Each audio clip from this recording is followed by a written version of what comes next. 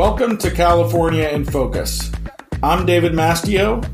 Today we're talking about a local judge telling LA that it has to get its act together on homelessness.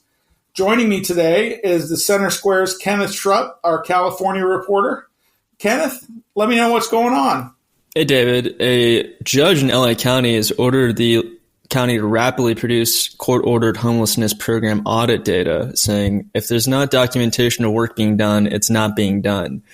There's a lot of frustration over the homelessness spending in LA County. We've received billions of dollars from the state government.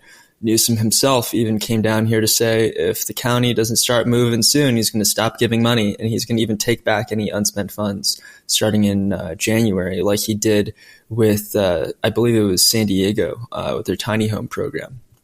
And he gave it over to San Jose. He's trying to make an example out of a lot of these cities that are not doing what they need to do. LA County has notoriously been slow to adopt a lot of the measures that Newsom has created after being the organization that has requested a lot of these tools from Newsom in the first place. So tell me about the settlement that is like at the core why this judge is involved in the first place. Right. 2 years ago, there was a settlement between the LA Alliance for Human Rights and then both LA County and the city of Los Angeles. The LA Alliance for Human Rights is a coalition of people who are most affected by homelessness. That is homeless people, businesses, and residents in the area. And there was a settlement separately for the city of LA and LA County. The city of LA agreed that it would bring enough shelters online in each city council district, and all of them, I guess, to house some 60% of the city's unsheltered based on the 2020 homelessness count. And then the settlement would allow each district to start enforcing anti-camping ordinances once it has built enough shelter. So that's created sort of an incentive for each of these city council districts to quickly approve a lot of shelter if they want to be able to start getting people off the streets. LA County, though, had a separate agreement where they were supposed to provide a wide variety of homelessness services and mental health treatment beds. LA County was supposed to provide about 3,000 mental health treatment beds, and then a lot of these services such as intensive care management, mental health and substance abuse services, job training, family reunification, education, childcare, really everything but the shelter.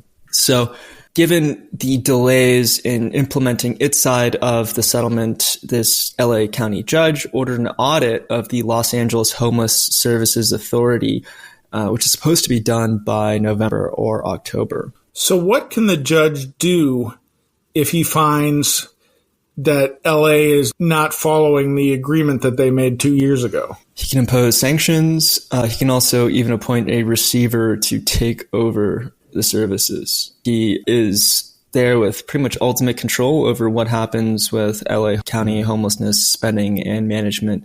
If he thinks that the city's not doing its job, he could probably work with the governor to find someone who will. From the governor's statements, it does seem like he's running out of patience for what's happening in LA County. Just last month, Newsom visited LA County to clear up an encampment on state property with his own two hands. He congratulated the city of Los Angeles for doing great work to reduce homelessness. The homeless population went down in LA, according to the last count, for the first time in years. So he's very happy about that. But then he slammed LA County, saying that this over $3 billion he's provided the county could come to the end if there aren't results soon.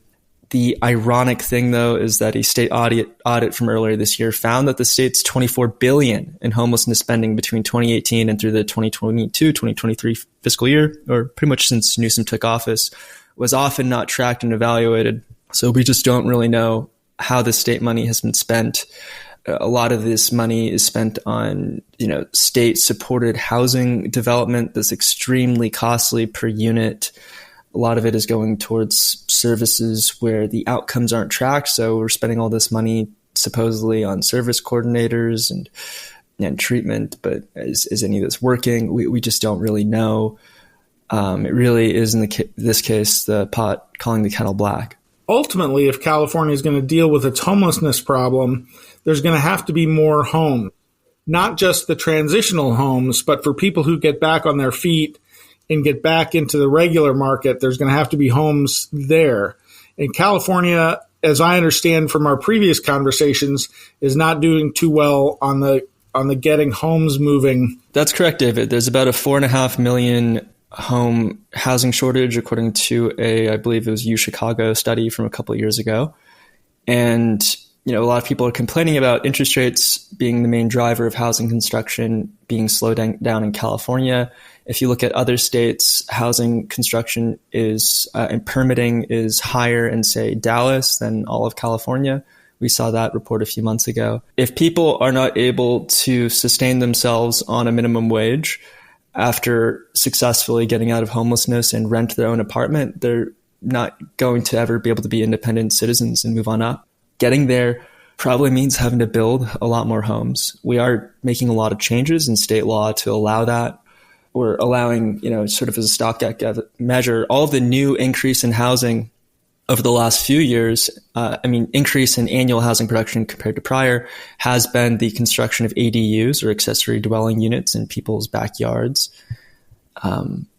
We're seeing sort of a major slowdown in permitting of multifamily and single-family home production across the state that will tighten up the pipeline for the next few years, which will possibly end in rents continuing to go up, even if overall real estate values go down in a broader housing slowdown.